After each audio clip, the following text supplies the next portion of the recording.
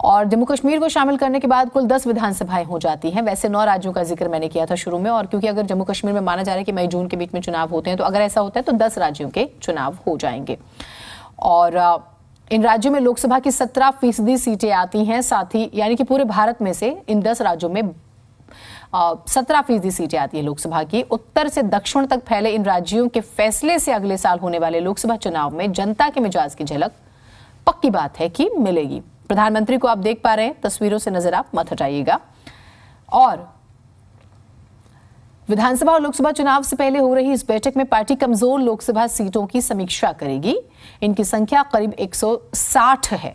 इन सीटों पर अलग से पार्टी नेताओं की तैनाती, और पिछली मीटिंग से इस बात की प्रोग्रेस रिपोर्ट जो है वो भी तैयार हो जाएगी। और देखिए, ये जो पूरी बैठक है और जो एजेंडा दीप प्रज्वलित करते हुए आप देख पा रहे हैं, प्रधानमंत्री को भी आप देख रहे हैं और राष्ट्रीय अध्यक्ष जेपी नड्डा साहब को भी आप देख पा रहे हैं। बेहद ही महत्वपूर्ण ये तस्वीरें, और प्रधानमंत्री का संबोधन भी बहुत महत्वपूर्ण होगा। वो यहाँ से क्या कहेंगे वो भी हम आपको जरूर सुनाएंगे। तो भाजपा की राष्ट्रीय कार्यकारिणी की इस बैठक में राजनीतिक आर्थिक प्रस्तावों के साथ G20 सम्मेलन से जुड़े कार्यक्रमों और उनमें पार्टी के सांसद विधायकों के साथ कार्यकर्ताओं की भागीदारी पर चर्चा होगी।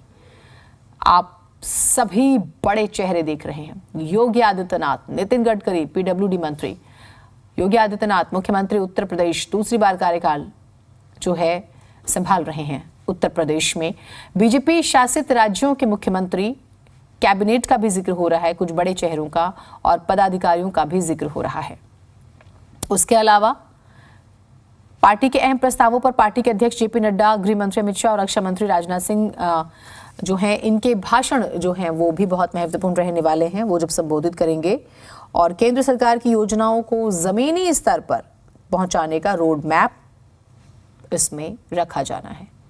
कैबिनेट का भी हम जिक्र कर रहे हैं, बीजेपी शासित राज्यों के मुख्यमंत्रियों का भी हम जिक्र कर रहे हैं। रोड शो के जरिए आप ये मान के चलिए कि आगाज हो चुका है चुनावों का, और बीजेपी सुपर एक्टिव मोड में। पुष्कर सिंह धामी को आप देख रहे हैं, गुजरात के मुख्यमंत्री भी आपको नजर आ रहे हैं। लोकसभा की 160 सीटों पर चर्चा, जहां भाजपा कमजोर है। कैप्टन अमरिंदर सिंह पंजाब से, देखिए किरण रिजिजू को आप देख पा रहे हैं, सभी बड़े नेता लगभग पार्टी के। दिल्ली में बीजेपी की राष्ट्रीय कार्यकारिणी की बैठक का हम जिक्र कर रहे हैं, और दिल्ली को चुना गया है तो बेहद ही महत्वपूर्ण है। जीत का रोड मैप यहीं से तैयार होगा, और वो राज्य भी हमने आपको बताए। देखिए राजस्थान बड़ा दिलचस्प होगा। राजस्थान में सरकार नहीं दोहराती क्या इस बार? कांग्रेस की सरकार जो है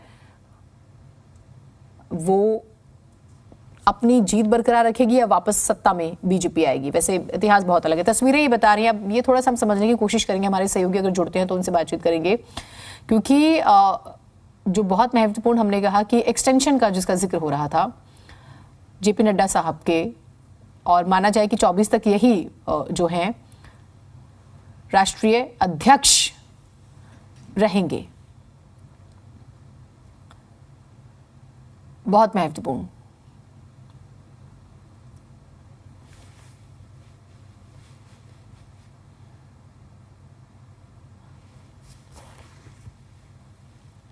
तो मंच पर आपको 2 नेता नजर आ रहे हैं, प्रधानमंत्री नरेंद्र मोदी और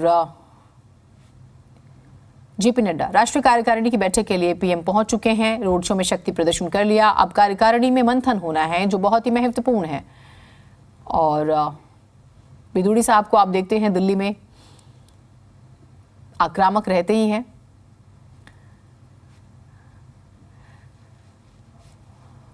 तस्वीरें उस वक्त की भी जब पीएम पहुंचे थे। और देखिए 2023 में देश के 9 राज्यों में विधानसभा चुनाव होने हैं, और अगर जम्मू कश्मीर में भी होता है चुनाव तो 10 राज्य हो जाएंगे। इनमें राजस्थान, मध्य प्रदेश, छत्तीसगढ़, कर्नाटक, तेलंगाना, ये तो बड़े स्टेट्स हो गए। और पिछली बार का जो प्रदर्शन था बहुत ज्यादा सही नहीं माना पार्टी ने जब विश्लेषण किया था। आप जानते हैं मध्य प्रदेश में कांग्रेस आ गई थी, राजस्थान में भी और छत्तीसगढ़ में भी।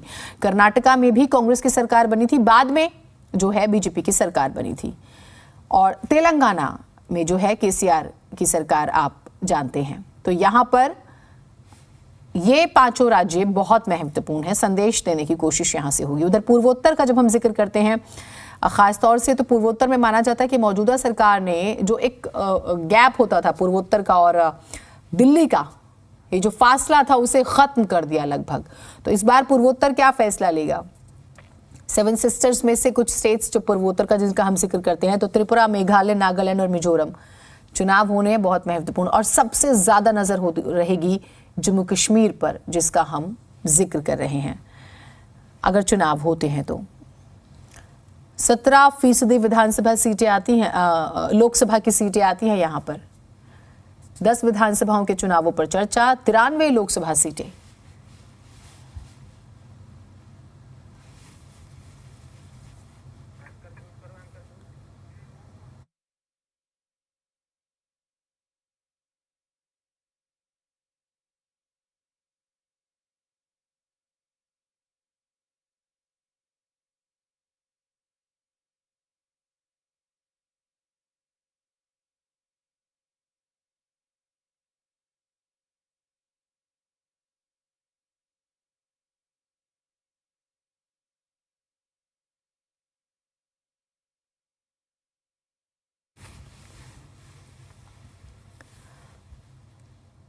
तो तस्वीरें बेहद ही महत्वपूर्ण जिसका हम जिक्र कर रहे हैं, तस्वीरें आपको दिखा रहे हैं।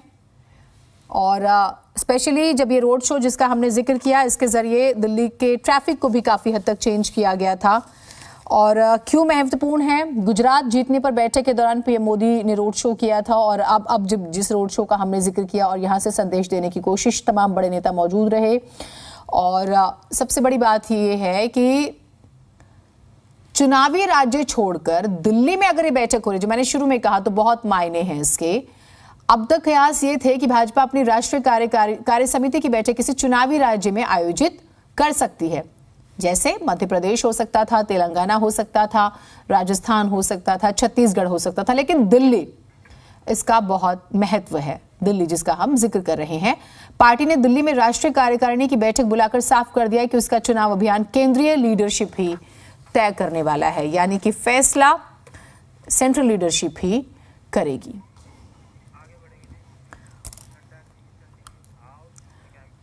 और आपको याद होगा कि जो पिछली बैठक हुई थी कार्य समिति की, वो हैदराबाद में हुई थी, और आज दिल्ली में बैठक हो रही है, तो संदेश साफ है।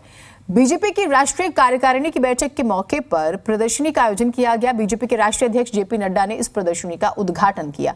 प्रदर्शनी का उन्होंने जायजा भी लिया।